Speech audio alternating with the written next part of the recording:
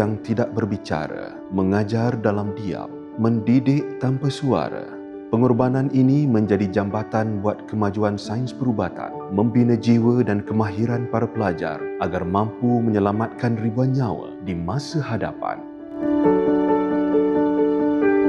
Bermula sejak 2012, projek Silent Mentor Universiti Melaya merupakan program pendermaan jasad secara sukarela bagi kegunaan pengajaran dan pembelajaran dalam bidang perubatan.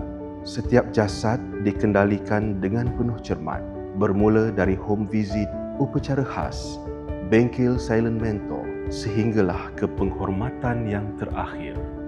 14 tahun berlalu, seramai 190 penderma telah menyertai program ini, dengan 2,374 lagi pengikrar penderma jasad dalam senarai menunggu. Program ini telah memberikan manfaat kepada lebih 6,600 pelajar dan doktor perubatan dari serata dunia dalam mendapatkan kualiti pembelajaran yang terbaik. Ia juga telah membantu lebih 12 buah kluster penyelidikan dalam menjalankan kajian yang berimpak tinggi.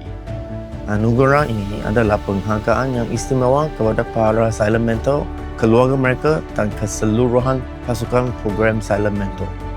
Terima kasih kerana menjadi sebahagian daripada legasi guru tanpa suara yang tiada kalang antinya. Silent Mentor bukan hanya mengajar ilmu perubatan tanpa suara, tetapi yang lebih penting adalah nilai pengorbanan dan empati melangkaui sebuah kematian.